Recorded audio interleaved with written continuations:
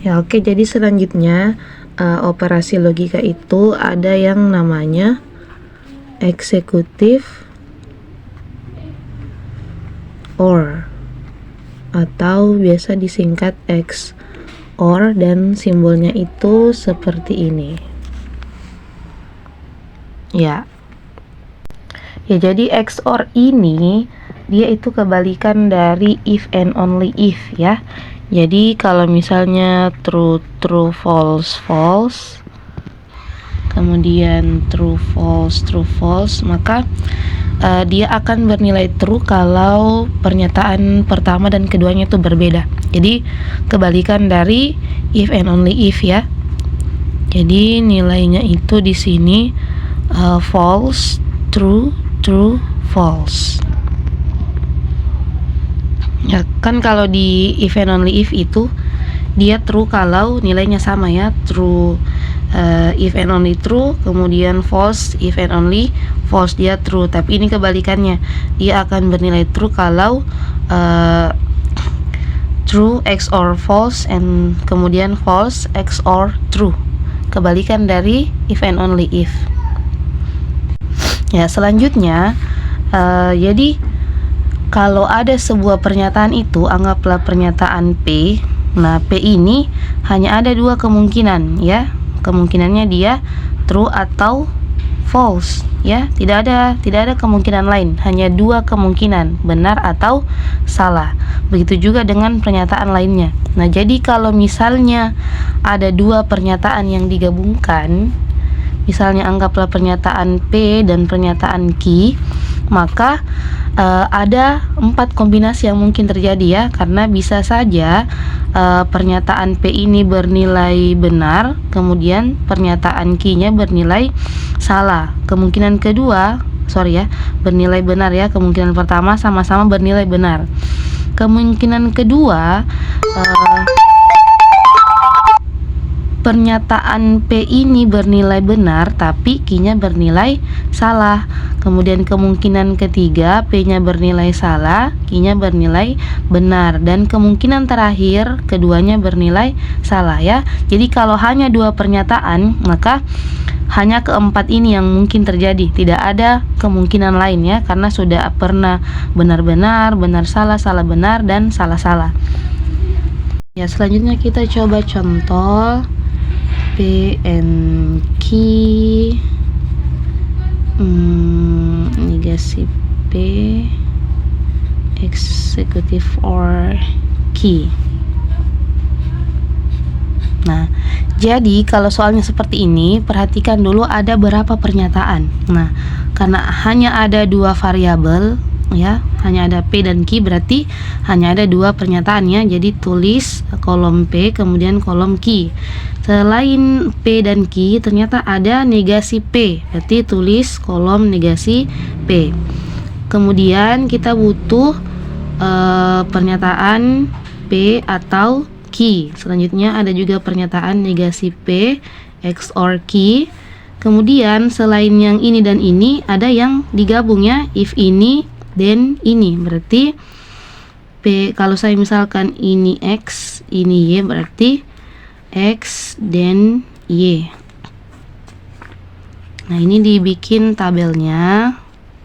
Ya, jadi seperti yang saya katakan tadi, karena ada dua pernyataan berarti hanya ada 4 kemungkinan. Ini true, true, false, false, kemudian true, false, true, false ya. Nah, kita mulai dari negasi P, berarti kita fokus ke kolom ini, kolom P saja.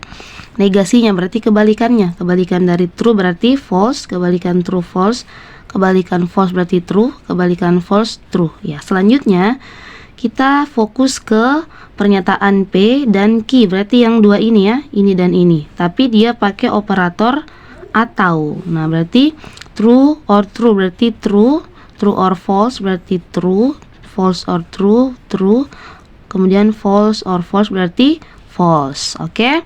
Nah, sekarang XOR negasi P berarti fokusnya ke sini, dan Q ya, berarti ke ini or ini ya, XOR ini. Jangan sampai kebalik ini ke sini, tapi arahnya itu dari sini ke sini karena di sini negasi P XOR Q.